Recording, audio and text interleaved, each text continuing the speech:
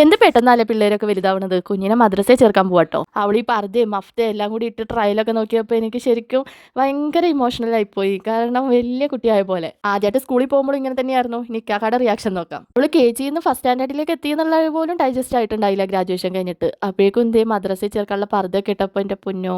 ഇത് മദ്രസയിൽ പോണതിൻ്റെ തലേന്നാണ്. പർദ്ദയും മഫ്തയൊക്കെ മേടിച്ച് ഇറങ്ങിയിട്ടുണ്ട്. 2 ജോഡി വെച്ച് മേടിച്ചു. എന്തായാലും കുഞ്ഞ് മദ്രസയിൽ പോകാൻ ഭയങ്കര ത്രില്ലാട്ടോ. എത്ര ദിവസം ഉണ്ടാവും അറിയില്ല. ഇനി ഞങ്ങൾക്ക് 2-3 കാര്യങ്ങളും കൂടി ചെയ്യാനുണ്ട്. മദ്രസയിൽ ചേർക്കണമെങ്കിൽ കുഞ്ഞിക്ക് ആധാർ കാർഡ് എടുക്കണം. ആധാർ കാർഡ് എടുക്കാനാണെങ്കിൽ ബർത്ത് സർട്ടിഫിക്കറ്റ് ചെറിയൊരു തിരുത്തുണ്ട് കുഞ്ഞിയുടെ. ഇങ്ങനത്തെ കാര്യങ്ങൾക്കൊക്കെ പോകുമ്പോൾ അറിയാലോ, ഭയങ്കര ടൈം കൺസ്യൂമിംഗ് ആണ്. കുഞ്ഞ് ബോറടി മാറ്റാൻ ഫാനിൽ കളിക്കുന്നുണ്ട്. അങ്ങനെ അതൊക്കെ ചെയ്ത് ഇനി ഒരാഴ്ച പിടിക്കും കറക്റ്റ് ചെയ്ത് കിട്ടണമെങ്കിൽ. അതും കഴിഞ്ഞ് ഞങ്ങൾക്ക് ബിസ്മിയിലൊന്നും പോകേണ്ട ആവശ്യമുണ്ടായി. അവിടെ വണ്ടി പാർക്ക് ചെയ്ത് നോക്കിയപ്പോൾ അവിടെ ഒരു ചെറിയ പ്രശ്നം. പിന്നെ ഒരു കട്ടിങ് ഉള്ളത് കാണാതെ അവർ ടേൺ ചെയ്തതാണ്. ഫ്രണ്ടിലേക്ക് എടുത്താൽ എന്തായാലും അടി തട്ടും. ഇനിയിപ്പോൾ ഇങ്ങനെ ഒരു കല്ലടി വെച്ചിട്ട് റിവേഴ്സ് എടുത്ത് കയറ്റാൻ പറഞ്ഞു. ആരും എന്തൊക്കെ പറഞ്ഞാലും മലയാളീസ് ഇങ്ങനത്തെ ഒരു സാഹചര്യം വരുമ്പോൾ ഒറ്റക്കെട്ടാണല്ലോ. അവിടെ നിന്നവരും കണ്ടവരും സെക്യൂരിറ്റി ചേട്ടന്മാരും എല്ലാവരും കൂടി ആഞ്ഞു പിടിച്ച് അത് റെഡിയാക്കിയിട്ടുണ്ട്. അരിത്തോമല ചുമന്നുകൊണ്ട് വരുന്ന പോലെ ചുമന്നുകൊണ്ട് വരുന്ന കണ്ടില്ലേ, അതെടുക്കാനാണ് മെയിനായിട്ട് ബിസ്മി വന്നത്.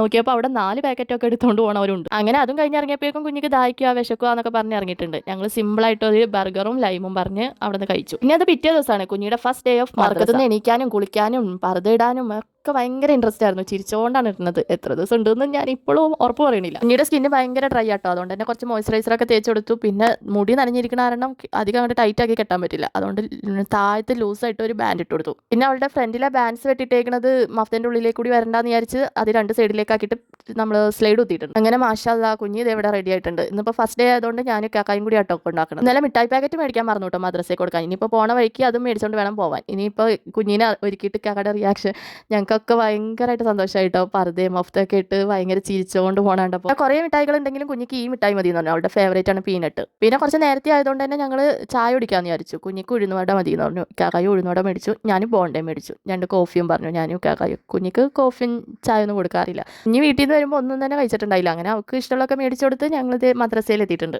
മദ്രസയും പള്ളിയും കൂടി ആട്ടോ. പള്ളി ഫ്രണ്ടിൽ, മദ്രസ കുറച്ച് സ്റ്റെപ്പ് ഇറങ്ങിയിട്ട് താഴെ. ഞാൻ വിചാരിച്ച പോലെയല്ല. കുഞ്ഞ് ചിരിച്ചുകൊണ്ട് കയറി ബെഞ്ചിലിരുന്ന് മാഷാല്ലാ നല്ല കൊച്ചായി. പക്ഷേ എനിക്കും എൻ്റെ കണ്ണുകൾക്കും ഇപ്പോഴും ഇത് വിശ്വസിക്കാനായിട്ടില്ല.